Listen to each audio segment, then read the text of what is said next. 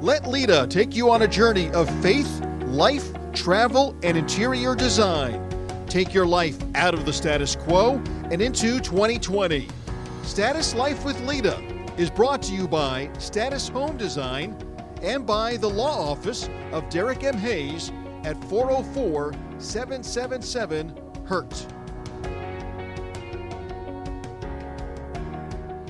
Hello again, everyone, and welcome to Status Life with Leta on Business RadioX. We're broadcasting live again, finally, from the Subaru of Gwinnett studio in the Sonesta Gwinnett Place Atlanta Hotel. On every episode of Status Life with Leta, we take you on a journey of faith, life, travel, and interior design. We want to take your life out of the status quo and into 2020. My name is Derek Hayes, and it's my pleasure to introduce the star of the show, Leta Brooks. Good afternoon, Leta. Hello, good afternoon. Boy, it's great to be back here across the table from each other. I like this better, but I'm not sure how our producer feels about us being here. Well, that's all right. He's doing the so-so hand gesture at me. He's just happy to have us in here. I know. He said that earlier. Whether he meant it or not, I don't know. But and that would be him in the background. Yeah. Well, before we begin, a quick reminder that Status Life with Leta is brought to you by Status Home Design, your one-stop shop for all your home and gift needs, and by the law office of Derek M. Hayes. Injured in Georgia? Make the right call to the law office of Derek M. Hayes at 404-777-HURT. Well, let's get started. On today's show, we're going to talk about a lot of things, and I want to dive headfirst right into this, but I do want to follow up on the last show. Unfortunately, we know you came down with Corona. We did an entire show about that, your struggle with it and getting through it. So I want to know how you're feeling today. Tell us about what your current status is from the Corona recovery. So I'm tomorrow will be 30 days from when I first started showings, and I got tested on that very first day. After calling the coronavirus urgent care hotline. They were fantastic, by the way, and they got the test. So let's say 30 days later, I am 100%, thankfully. I feel like I deserve a big applause on that. But because it was such a grueling recovery, it was not. There it is. He's a little bit slow today. Yeah. There we go. Thank you. So again, it was even at the 14-day mark when, we're on a 14-day quarantine. So you think, all right, I get my results back on day 11, which in my opinion was way too long, but I knew I had it. I knew how sick I was. Day 14, no. Even at day 21, I was still suffering. Not as bad, but it had a really strong hold on my chest. And I can remember even one night, Derek, having a conversation with you, and I just ran out of wind. And I was mid-sentence, and I just looked at you and said, I'm done. And at 7:30 at night, hit the couch and never moved. I remember that vividly. In fact, your test was on March 23rd, a Monday. Mm-hmm. And it was the following Wednesday that your daughter called me when I was at work around noon, just saying, Mom's having a very difficult time right now. And your struggle was long. I was there. I played many games of Clue, of whatever game we could get our hands on, and put puzzles together, but it was great to see you get through this and not have to go to the hospital like so many people have. Well, and I appreciate it. I've told you a million times. Thank you. But talking about that, let's focus on that. I'm sick. I'm mom. I have 2 small children at home. There's no one there to care for them. And that's where you had to step in. But that's in thinking about that with everyone's situation. I have a friend that I've met through this process. She's about 10 days ahead of me with Corona. She is a police officer, and she's not better.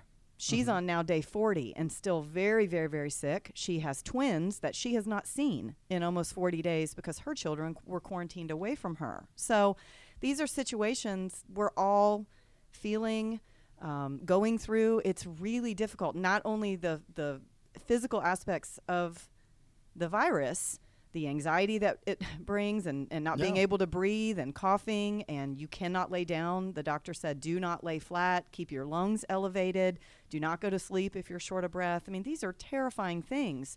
And yet all my body wanted to do was sleep, and I'm terrified to sleep.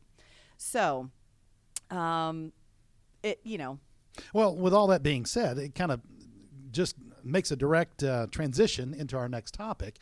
and that is Governor Kemp and opening up the state on Monday and the announcements that were made. I know this Friday things are going to be opening, and on Monday some other things open. It's kind of a staged approach to getting the state back to regular business. So let's talk a little bit about that. What do you feel, what are your thoughts about Kemp opening the state back up for business? You being a retail store owner, an interior design company owner, and things that you've already mentioned. And having gone through Corona. Yeah, of all people, you're best situated to talk about it. Well, it hits on many different levels. All right. I am a small business owner. The frustrating part is the government assistance. I've applied for every single loan, SBA, everything under the sun, and nothing has come our way. So that's really challenging. Even the personal stimulus money, I've not seen anything. So my business has been closed since mid-March. Doing our best to keep it afloat with some online sales, but it's not the same numbers when the retail store is open. So I can speak from a small business owner, absolutely. Do I need my business open? Yes. But I also went through Corona, and you just heard a little snippet of how bad it was. So I feel like it's too soon. I think that if you look at the graph and you see the numbers going up, that was March, and when everyone was getting sick, and all of a sudden, it starts dropping because of the shelter in place, right? Exactly. The numbers are dropping because we're staying inside and we're not exposing it. So as of Friday, when salons, restaurants are able to open, I understand that they're putting things in place, but take some real specific examples. If I'm going to see my stylist and I'm her first appointment that morning, and I have it and I'm asymptomatic, so I've now exposed her, well, maybe she's asymptomatic. And the next girl that comes in at 10 and the next girl that comes in at 12, she is now exposing every single person that sits in that chair. And now that person, asymptomatic or not, is going home to expose their family. It's going to run rampant. It has to. There's no other way. Think about a waitress or a waiter. The restaurants are opening. So you have a family of 2, 3, 6. One person has it, even if they're not showing symptoms. They're serving food, and they're serving food to an entire restaurant, the waitstaff, the kitchen, the manager. I don't think it's time. Having had it, taking 25 days of recovery. That's the day I felt better, day 25. Right, I remember. And I'm one of those asymptomatic people. Yes. I'm one of those that never showed a single symptom, any sign whatsoever of having corona, but being around you 24 hours a day for many of those days and clearly being exposed directly to it, the doctor told you that 80% of people that get corona never show a sign.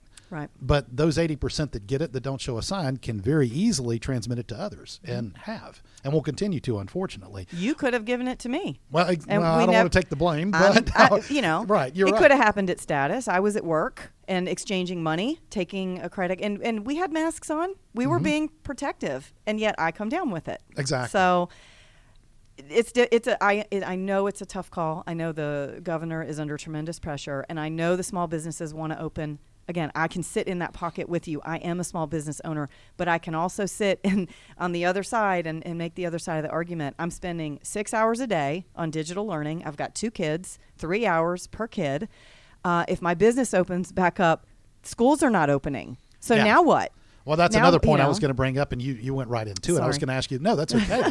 It's great conversation, and that is that schools, if other businesses can open, well, the answer or the question then is why can't schools? As the parent of a senior in high school, I hate that he's missing out on all those things. You have a child about to transition to middle school. He's missing out on that last year of elementary school. So the reality is, though, that if parents have to go back to work because the state's opening back up, well, where are the kids going to go? Right. There is nowhere. So it's and they still have to be accountable for their schoolwork. Right. Exactly. And you can't rely on an elementary school kid, a middle school kid, or for that matter, a high school kid to sit around and know full well they're going to do the work they're expected to do. Not every kid's going to take the initiative and sit down and do it. So you do have to monitor that, help them. They have a teacher in a classroom to explain things. Well, they need mom or dad there to explain things. My children do. Yeah. We reviewing homework last night. Absolutely. Yes, it is digital learning, but when they are little, I have a 5th grader, so I consider that still little. I have to sit with him. I have to go through every assignment, make sure he even clicks the turn in. He may do it, but he may not turn it in. Right. You know, it's just these little it's done, things but it's that sitting you have there to and not catch. been submitted. And So having this discussion, was having it with someone this morning, and they said, well, what about this summer? What do you do in the summer if your business is open and you have to work? Well, there's camps. Right. There's Vacation But- Bible School. I just got a text as we were going live that the VBS has already been canceled. I was going to say that's it, and so have many of the summer camps. All canceled. There are lots of parents that I know, friends that have traditionally sent their kids to summer camps during the months of the summer, but now can't because those are closed. Well, let's go to the next part of this, and that is your store.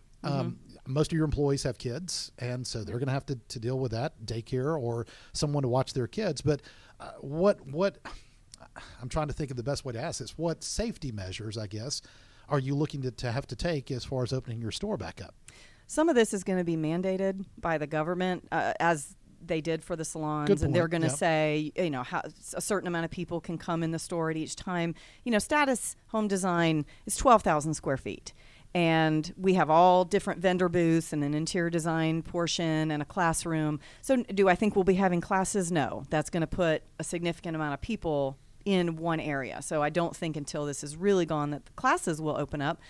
Yes, can I sanitize the front counter? Can the vendors come in and wipe down their booths every day? Sure. I mean, that's all, I want to say common sense things, but those are all things that we will do without being told to do. Right. How many people we are mandated to let in the store eat at a certain time, I don't know that. That's going to have to come from higher up. And one thing I want to point out real quick, I saw your video on Instagram yesterday. I know your seamstress, your upholsterer seamstress, is also making masks. That's a great thing. They look incredible. The masks. She's got really nice, high quality masks. You can find these online. Just go to Status Home Design, the website. You can go to my Facebook. I mean, you know, I'm answering all social media channels right now. She is charging for the masks, and you know, there are people out there doing masks for free, and I wish we could do this, but honestly, she's a small business owner, and 100% of this is going to her. For the supplies, I'm sure. She's the breadwinner for her family. You know, she just and they're inexpensive. It's one mask for $8, two masks for $14. Really, really nice. I was going to say they have a pocket. They do. They have a filter, so you can put a paper mask inside, or you can put paper towels as your filter. You can wash these. So yes, if you do need masks, you can buy them through me, and we are doing curbside pickup, or I will ship them to you. Or if you spend $25 or more through any Status purchase, you get a free mask. Oh, that's so great. yes, you can go to thestatusmarket.com again, or go to my social media channels where we're putting daily videos of merchandise. 25 or more gets you a free mask. But I've had a lot, even since the video went out, I've had a lot of people message, when can I buy? When can I buy? When can I buy? So I'm going to do curbside pickup tomorrow, and I think I'm going to be busy. Yeah, I bet you will. It's going to be a very busy, almost like a McDonald's drive-through. Everybody's picking up their masks. Yeah, and I can speak to those masks. They're really nice. They really are. They're probably the most protective you'll find. The way they're designed, and with a pocket area too. All right, one other thing too. You and I went to Home Depot over the weekend, and we had to stand in line before we could get in the store. Yeah. So with that being said, I expect you're going to have to bring on additional employees to be able to not only man the store, but also safety precautions outside, regulating how many go in and how many are in the store at one time. So what are you thinking about that? I can see me out there with a stop sign. Stop, stop. There's a clicker like an umpire in a baseball inside. game. Oh, yes. I just, we're going to do what the government tells us we need to do, right? I've got amazing staff that helps me run Status. My sales team is amazing. Am I going to have to double staff because I need somebody monitoring the door? Maybe.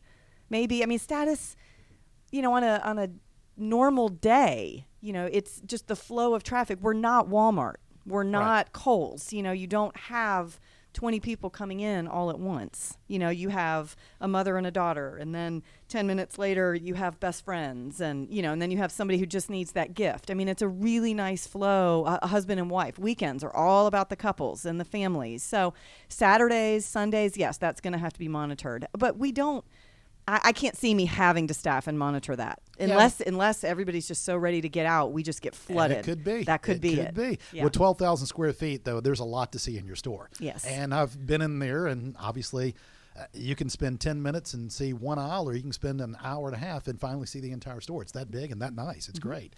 All right, let's transition to something else here. We've talked a lot about Corona, but I want to talk about one other thing. One of my favorite things about you personally is your willingness to do anything to help anyone at any time.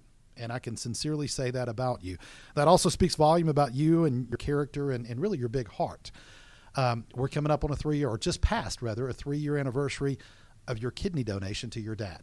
Yeah. And that, again, speaks volumes. That's absolutely incredible. Well, thank you. You're and I want to talk about that. Exploding my ego here a little bit, well, but that's it you. should. It no, really you're should. Sweet. It's great. But so April was 3 years that I was able to. I was a match, and I was able to give my dad one of my kidneys. Well, let's talk about the decision that went into that. Okay. Tell us about your decision-making process to, again, donate a kidney. There was no decision. The decision was. I say this all the time. Anyone would do it. I mean, people have said, "Oh, you did this for your dad. It's amazing." I think, but I think anyone would, especially for a loved one. And we have a fabulous guest who is going to come on in just a few minutes. Her story is so compelling, and she gave her kidney to a complete stranger. So that is willingness beyond. So we're talking about my decision and what made me want to do it with my dad. So when it was discussed that my dad could possibly go on the registry, go on the wait list to get a kidney, and I just knew, I just had this overwhelming sense in that moment, before he was even on the registry. Recipient has to be evaluated. It's an extremely long process.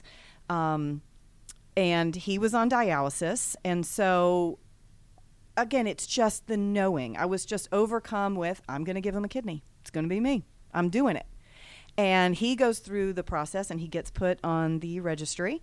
And Emory, which is the hospital that we used, Emory Transplant Center, they send a letter, and it's anyone that would like to be considered for donation. You start with an online questionnaire, and I started filling it out.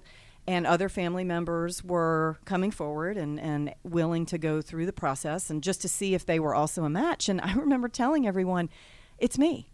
It's me. You don't even need to be tested. This is a waste of everyone else's time because I'm going to do this. Didn't even know if I was a match. Right. But it just sat with me with 100% certainty.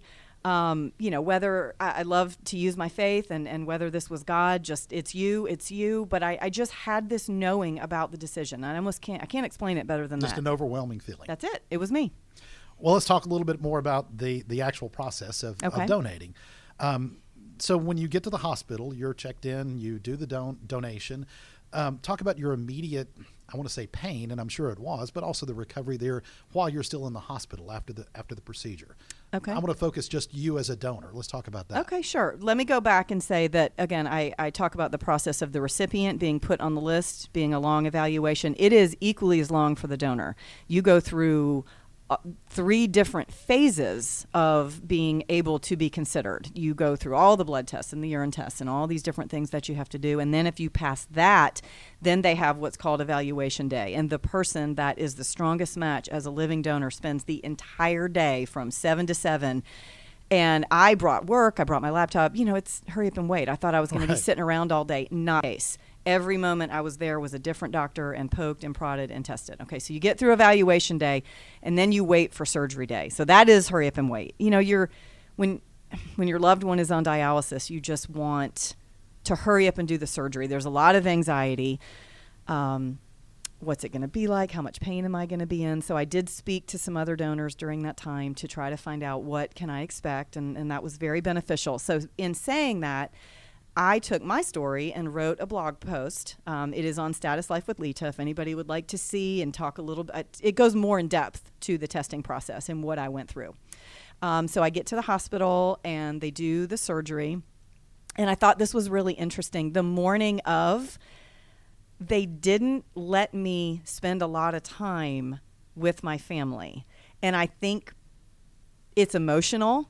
And they don't want you full of emotion. They don't want a ton of tears. They're getting ready to do a major surgery on your body. They don't want you to feel really stressed and have those tears before they're getting ready to put you under. They want you at full strength. I felt like they were rushing me. I had some really nice moments. I was able to spend a little bit of time with my dad and my mom. But when it was time to go, I was like, wait, just want to pause, hold on. It's like they put me out. They did. And I asked that, why didn't I get that moment? And they said, absolutely not. Because you'll start crying and we didn't want you to turn back. They didn't say it like that, but I thought that was really interesting and something very unexpected, but okay. You were about to ask me something. No, that's okay. I just want to make sure that we continue to talk a little bit more about your recovery afterwards. So you got out of the hospital. What was the recovery so immediately after the surgery was on a Thursday morning. I was able to go home on Sunday. And one thing that I did for me, I still think it was a really smart decision. My children were smaller. 3 years ago. Now they're only 8 and 11. So 3 years ago, I didn't want them to see me that incapacitated. I knew I wasn't going to be able to move around. So I made the decision to recover with my dad, my recipient. So we flew my aunt down from Michigan. And so my mom was able to, I put in quotes, nurse and be there for my dad around the clock. And my aunt was able to be there for me. And the food chains were there were meal plans and food was coming every night. And that was wonderful. So that helped. But it was very peaceful. There was not little children. Right. I could rest, I could sleep, I could take 4-hour naps. I could sleep 12 hours at night. That's what your body needs when you're recovering from something like that. And as a donor, you were willing to go through every bit of this. And that, again, speaks volumes about you. 100%. Not about me, but that I did it. I just have this, wouldn't you do it if it meant giving your loved one more time and a better quality of life? Yes. I understand completely. I absolutely do. Let's talk one final thing about this and your current issues. Are there still any current conditions, problems, limitations, I guess you would say? Nothing severe. No, nothing that I can't live with. The only thing that bothers me is I get more tired. I get more fatigued than I used to. I don't know where that comes from. I've asked my doctor about that, and I don't know. Everybody's different. Everybody recovers different. But I'm 3 years out. I feel like my energy never has come back like it was before. Before the surgery, I've always been a workaholic. I put the kids to bed, grab my laptop, work till midnight. I don't have that in me anymore. Mm-hmm. When they go to bed, I go to bed too. I am tired. I need my sleep. I need 7-8 hours. And I get somebody, you'd almost think I'm drunk. I get so tired, especially at work, and I do all these events and I can have nothing to drink, and yet I kind of slur my words. But it's almost like it's fatigue. It's absolute fatigue. There you go. And you can tell, I'm tired. I'm not even making sense. And I want to make sure we, again, stress that we're talking solely about the donor side of things here. And as a donor, all those things that you went through. Yeah. And again, that's the only lasting. I'm good. I am good. I am healthy. I don't know if being a donor played into me getting corona. My corona nurse had made mention of that it had probably had something to do. She made mention that I'm immune suppressed because I am a donor, and that, again, I got it and you didn't, and I have one kidney and you have two, so I don't know. And you're stealing my thunder again. What? That's the transition. What are you That's asking what we want to talk about next. Let's discuss some of these statistics regarding corona and donors. Okay. I know there are a lot that you've got, but just give us a few of those bullet points. Well, how is corona affecting? Yeah, I know. Again, I learned a lot from you in our conversation before the show started. But yeah, give us some of those statistics about corona specifically and affecting donors, organ donors. Well, it's not good. Let's put it that way. Corona has put all of us on a shelter in place. And what struck me the most is many, and I've probably got the number right here in front of me, but many transplant recipients, they die waiting for their organs. Many of them don't have a living donor. Either they couldn't find a match or no one was willing, and so they're waiting for a cadaver. Well, right now, we're on a shelter in place, so there's significant less car accidents, and so there's that many less organs, right? And so all these people that were waiting. So as of now, the number is 113,000 people are waiting for an organ, okay? And 95,000 on the wait list, 95,000 are waiting for a kidney. So 113 total, 95,000 waiting for a kidney. So clearly, by a long shot, kidney donations are the most needed area of organ donors. Yes. And here's a number on 2019, they had 39,819 transplants. Now, that was living and cadavers. Okay, so living and deceased. Wow. So that was 35%. So only 35% of people that needed a donation, an organ donation, only 35% really received it during last year. And that's 2019 without Corona. So you're going to see this even year's gonna 30. be even yeah. lower. So the numbers are slim anyways. Yeah. I wouldn't be surprised if it's less than 10%. You know, well, it could be. Right. Yeah. So this was also really interesting. Something I didn't know, but talking about the ventilators. You know, we're hearing all about the ventilators on the news. And if it's unfortunate, but if there is a car accident and someone is deceased and they are an organ donor, it is a ventilator that keeps the body alive and the organs alive to go into a transplant surgery and to give to a recipient. Well, right now there's a shortage of ventilators. So even if they could find a cadaver, then they have the battle of getting a ventilator to keep all these organs alive and doing a surgery in an ICU where there's inundated, right, they're inundated with coronavirus patients. And so you've got all these different really things kind of stacked against you as trying to have a transplant surgery right now. Most transplant organizations, they are shut down right now because of Corona. I know the screening right now is really amped up as it has to be, you know, whether the recipient or the donor were to contract Corona, that's going to postponing everything, you know, it really depends on the level of sickness of the recipient. Again, many die waiting. Right. We talked about the immune systems as well. People that have, or donors that have given an organ, they're immune suppressed at this point. Is that what you told me? Yes. Yes. And that's all organ donations. Yes. You are considered immune suppressed. You have gone through a massive, major surgery. You know, I say for me, my body worked one way for I know how old I am, 40 years.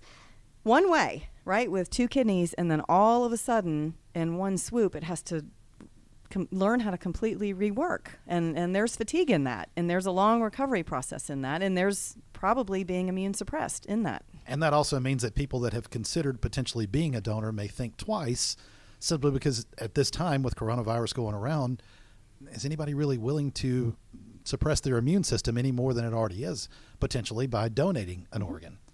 So yeah, do you want to go to the hospital? Do you want to put yourself at risk right now? Your family can't come and see you, right? Potentially as well. You're doing this on your own. Yeah, absolutely. So all that's a lot to think about. It's a lot to think about. It's scary and it's heartbreaking, having gone through this and really knowing, you know, what it meant, and it's hard to hear all this and be a part of it and know that it's really on hold in a big way right now. Well, your story is absolutely terrific, but we do have a special guest we today. got to get to her. Yeah, yes, we do. Yes, I know. She's we want to make sure we bring her in now. And I want to give you the honor of introducing our guest. Okay. Amanda, are you still with us? I am. Thanks for having me. Absolutely. Everyone, this is Amanda Hayhurst coming on Status Life with Leta. Amanda and I met mutual friends, and we met at a networking luncheon last year, I think. And it was such a wonderful, you know, I love to say it's a God thing. And we didn't know each other. And we ended up sitting side by side at this luncheon and became fast friends, had, a transplant story in common. And, you know, the conversation really just went from there. So I'm going to turn it over to you. And I want to ask you the first question about your story and your recipient. Tell me, because I believe she was a stranger to you. Yeah, she was. I did not know her. I was actually at my son's Taekwondo studio, and he was testing for his black belt, and I was holding my baby, and he started crying. So I went to the side of the room just to console him, and I saw a flyer of a woman. And I never, usually stop to read things like that, but I started reading her story, and as I read, it's like my eyes could not get to the next word fast enough.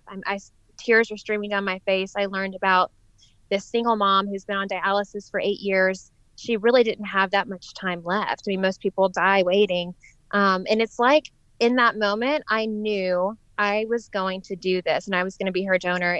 It was definitely a moment where God prompted me and I saw it all happening. It was like a vision straight from the Lord. It was really amazing. Nothing like that has ever happened to me in my life before. I love that. And I can sit in that moment. I know exactly how you felt, and I can feel it again right now as you say it. That is absolutely amazing. So you had a flyer. So did you contact the recipient? Did you contact, which hospital were you at, by the way? It was at Piedmont. Okay. So, you know, the flyers that have like little tear offs on the bottom with the numbers. So I tore one of the numbers off and was driving home with my husband. And I was afraid to say out loud what I was just so convicted of moments before.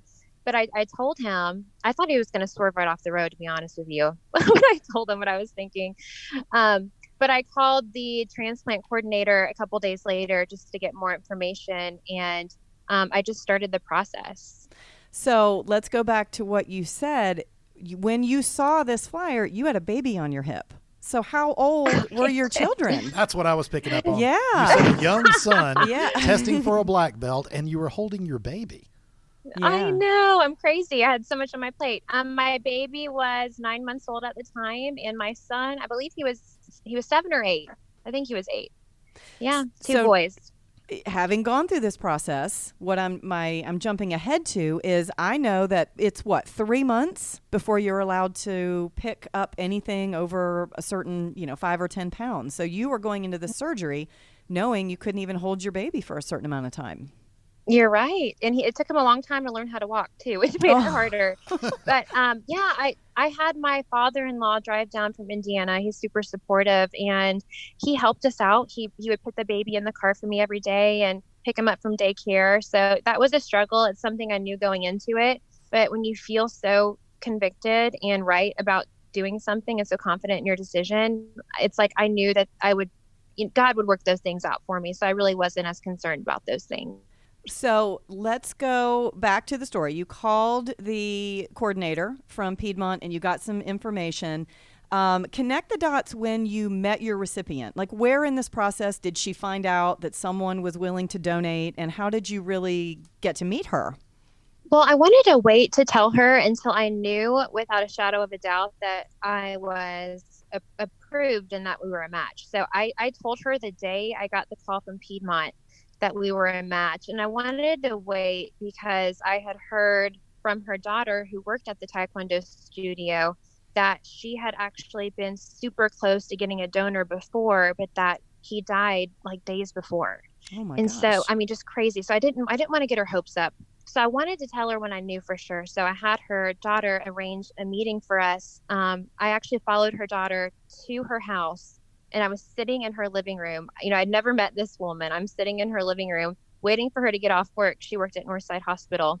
And she walks in and just sees me, the stranger, sitting on her couch. And I stood up and introduced myself and was explaining who I was and how I had been, testing to see if I could be a match for her. And before I could even say, I'm a match, I'm your donor, she interrupted me and she said, "You're my donor, and I've been expecting you, and I knew that God was going to bring me a donor before the end of the year." And she ran up to me and collapsed in my arms, and we just cried and talked into the night. And it was the most amazing moment of my life. And it was right around Christmas. So it was just awesome. That is so beautiful. I have chills right now. I love it. I absolutely love that. All right, I'm going to interject here. I'm hearing a significant amount of faith in this story. There's a faith story that you share with her as well in this, correct? Yeah. And, it's both of us. We were believers, and she knew that God was going to bring someone in her life as a donor that year. And I knew God was calling me to do that for her. And it was just like a full circle moment for us. That's beautiful. I love that for you. So tell me, when was the surgery? I know, but tell our listeners. You said how long ago? So it was January 25th, last January 25th. So we just celebrated our 1-year kidney anniversary in January. She took me to Papados. We had dinner together and celebrated. So right now, would you say that you have a really close relationship with her? Yeah, she actually texted me this morning to see how I was. We spent Christmas together. We talk all the time. She's really become like a sister to me. So we're super close. Our kids love each other. We're really close. Love her to death. Oh, that's such a beautiful story. All right. So I'm so excited for you, and I'm proud of you because you started a nonprofit. Kidney Donor Match. That's the name of it, correct? It's a website. Correct. All right. I'm going to let you tell everyone listening, tell us about Kidney Donor Match. Thank you. Yeah, so it's a website, kidneydonormatch.org. And as you said earlier, there are over 100,000 people right now waiting on a life-saving kidney donor. And I want to put the personal story behind the number. So this website is a place for recipients to create a profile and tell their story and how they got kidney disease, or if it wasn't kidney disease, just what's leading them to need a kidney. So if you're interested in learning more about these people on the wait list, you can come to our site, learn more about living kidney donation. It's my hope people won't just be comfortable, but really excited to donate. And going through these profiles, reading people's stories, I feel like story is such an amazing way to connect us to one another and to really boost those feelings of compassion and empathy. It just has a really unique ability to build connection. And so that's what our site does. And we launched in January, I believe it was January. So now we're just trying to get more people registered as recipients and just getting people to check out our site. That's terrific. I'm glad to hear that. And the fact that you've taken your donation story and made something even more out of it. Oh, absolutely. And that's what this entire podcast is about, is stories and connecting. So I'm going to take a link to Kidney Donor Match and put it on the Status Life with Leta. So finding this podcast, if anyone listening wants to connect the dots, use Kidney Donor Match, make a profile, read the profiles, donate, whatever, any way that anyone feels compelled to help or be a part of this. They can go to kidneydonormatch.com? Kidneydonormatch.org. .org. Okay, that's right. A nonprofit is .org. So there will be, you can go to that directly, or you can find it through Status Life with Leta, of course. I'm going to wrap this up with a question to both of you. Okay. A question I know Leta's not expecting, and Amanda, you and I haven't spoken about this either. But if I'm someone who's considering making an organ donation to a stranger, to a family member or friend, give me one sentence, or maybe a couple of sentences, words of advice that you would give me in making my consideration, making my decision. Amanda, I'll start with you. What would be your big advice to me as someone considering that donation? I would say this, and it's something I didn't know. You really only need one. You really only need one kidney. And honest to God, I guess I just was naive and I didn't realize that. But I think for me, anytime I realize that I have something I don't need, I typically would donate it, right? I mean, I have stuff laying around the house. I'm going to donate what I don't need anymore. When I felt in that moment, I don't need this anymore and someone else needs it. And if not me, then who? I mean, clearly the people on the wait list have been waiting for a long time and they've asked their family members and they have no one else to ask. So if you're healthy and you have 2 healthy kidneys, honest to God, you only need one, I would definitely look into it. I know that was way more than 2 sentences. I'm just really passionate about it. No, So I realized when I asked, that's kind of a loaded question. And so, I get it. I understand completely. And I appreciate that. But Leta, I'll ask you the same question. I don't have 2 sentences. I have 2 words. Do it. There, no regrets. Do it. No regret. Those are my 2 sentences. That it is something, you are giving the gift of life. You are giving someone more time. You are giving someone a better quality of life. It is a small sacrifice to help someone in this big, big, big way. Very powerful. I love that. Very powerful. And I want to thank both of you for what you've done. It speaks, again, volumes to both of you and your character and the ladies that you are to have made this sacrifice for others to live. And that's incredible. So what an example you are to your kids and to those that know you. And so, Amanda, thank you very much for joining us today. Yes, thank you. Absolutely. Thanks for having me. Well, thank you all for listening. Thank you for joining us on Status Life with Leta, presented by Status Home Design and the law office of Derek M. Hayes. Don't forget that you can enjoy any of our episodes anytime by visiting businessradiox.com, selecting the Gwinnett Studio, and then clicking on Status Life with Leta. This program is also available on your favorite podcast app. Until next time, for Leta Brooks, I'm Derek Hayes, and you've been listening to Status Life with Leta on Business Radio X.